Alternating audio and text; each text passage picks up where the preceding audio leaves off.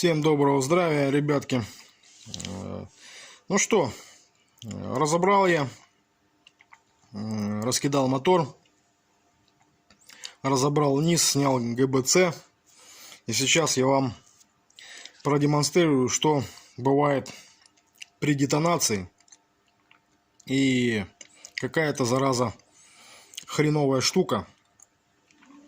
Учитесь, ребята, на моих ошибках. Вот. Проверяйте, не спешите, проверяйте все перед сборкой. Сейчас разберем ту ситуацию, которая произошла у меня. Как я вам обещал в предыдущем ролике, что я вам покажу, что произошло с мотором. Пробег сейчас, в данный момент на этом моторе, после сборки где-то порядка 350 километров. Начнем со свечи. Не знаю, будет ли видно. Попробую. Вот. Как вы видите, отгоревший электрод напрочь. Вот. Это все последствия детонации. Хотел я проверить форсунки, но не знаю почему. Я сейчас себя корю. Дебил я, короче. Тупорылый, что я не проверил форсунки. Такое ощущение, что одна форсунка не доливала и очень сильно беднила. Именно форсунка второго цилиндра. Проблема у нас сейчас со вторым цилиндром. Я не знаю, будет ли здесь видно. Задиры, как вы видите. Да, надеялся я на лучшее, надеялся я на вкладыши, надеялся я на палец. Но в итоге проблема оказалась куда плачевней. Реально, ребята, запоминайте. Еще раз повторяю, учитесь на моих ошибках. Благо, что это не... То есть я как бы был в каком-то проценте готов, что что-то пойдет не так. По мотору, еще раз объясняю. Многие в комментариях пишут, там, что за прошивка.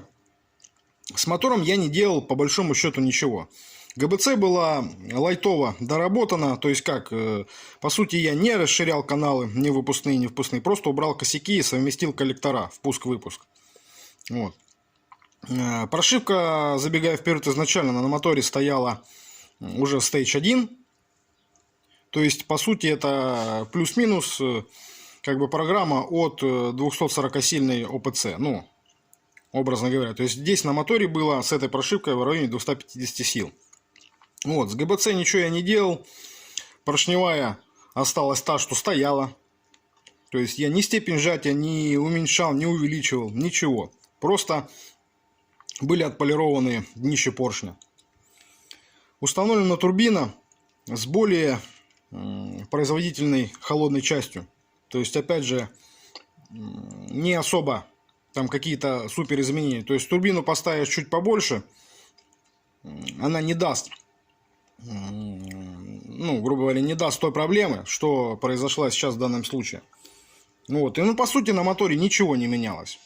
И, по большому счету, я на нем даже особо не наваливал. То есть, как бы, до 4000 оборотов, плюс-минус. Вот. И у меня все-таки, забегая вперед, у меня такое ощущение, что не доливала форсунка. Вот. Еще, не знаю, это скупой, блин, не то, что скупой платит дважды, а позарился на бесплатное. Машина мне досталась с полным баком бензина. Ну, почти полным. То есть, грубо говоря, здесь бак плюс-минус 60 литров, там 50 с копейками. И вот бак был почти полный. И я на этом бензине, по сути, чуть-чуть поднаваливал. Вот, были прострелы, но я особо на это не обращал внимания.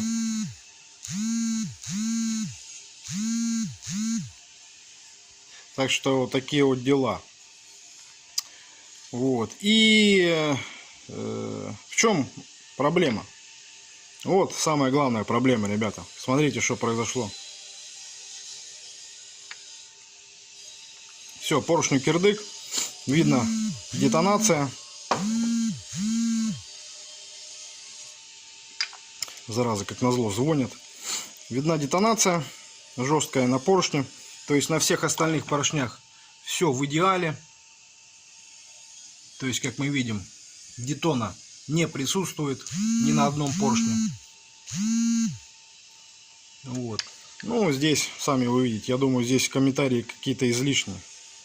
Не знаю, что в дальнейшем буду делать. Сейчас созваниваюсь с ребятами, с теми, кто изготавливал данные поршни. Это АМС Зеленоград. Разбила, то есть, как бы, втулку на шатуне не разбила, разбила посадочное место пальца в самом поршне. То есть, вот он болтается. Вот он вам и стук.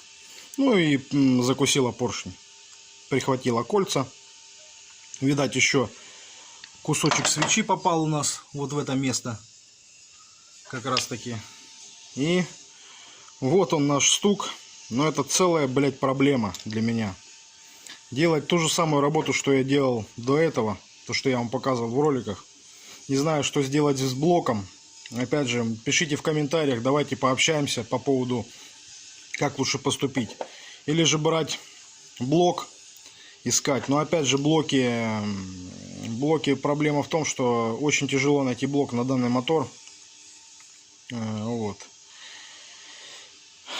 Опять же, ребята по поршневой, я с ними списался, они могут сделать один поршень без проблем. Могут сделать поршень чуть большего диаметра. Допустим, не 85 и не 86,5, как в данном случае, а, допустим, 86 и 6, ну, примерно, да? Вот. И расточить, то есть, вполне возможно. Задиры тут не особо сильные. То есть, может быть, получится их хоном вывести.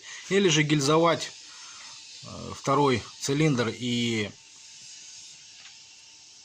ставить поршень такой же, как и, грубо говоря, здесь по размерам. То есть, короче, будет видно. Ладно. До следующих роликов. Давайте пообщаемся по этому поводу. Что вы скажете? Так что всем пока, давайте.